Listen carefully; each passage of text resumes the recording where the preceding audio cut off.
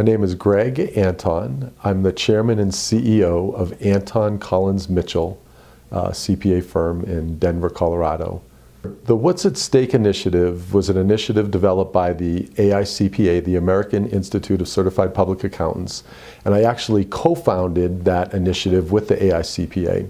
Specifically, it is a program designed to inform policymakers and citizens about the U.S. government's financial statements and the finances of our country.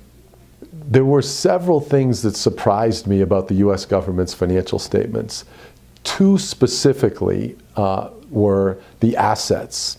The assets total around $3 trillion, and the largest asset that the U.S. government holds are actually student loans receivable of about $1 trillion. On the obligation side of the balance sheet of the financial statements, the liabilities total around $21 trillion.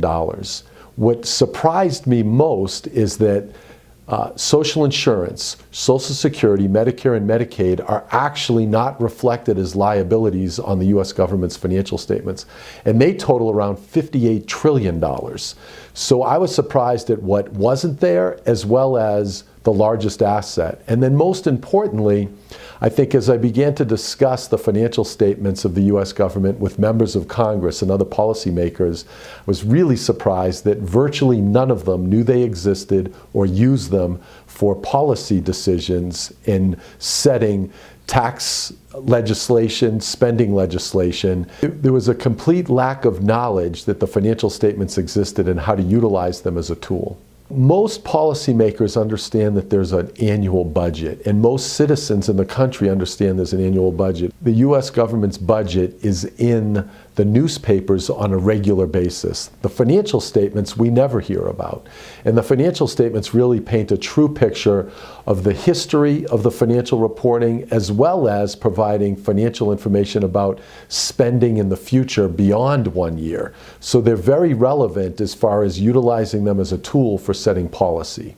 The financial statements today aren't utilized by policymakers in making decisions, and there's a lot of valuable information in the financial statements themselves. I alluded to earlier the assets being around $3 trillion and the liabilities being $21 trillion and the off-balance sheet obligations of social insurance being $58 trillion. Well, in aggregate, the obligations and the liabilities of the U.S. government total in excess of $80 trillion. And currently, the U.S. citizens' net worth, if you take the net worth of all citizens in the country, it equals about the debt obligations of the federal government. So we're actually at break even, and we're really at a tipping point as far as the obligations of the country and the assets of its citizens. And that's truly what's at stake, is how do we evaluate spending policy, tax revenue and receipt policy to change the trajectory of historical spending, historical tax policy, to reverse the trend and create surpluses rather than deficits into the future. The bills are coming in and the bills get paid. What's happening is the federal government is borrowing money to pay the bills.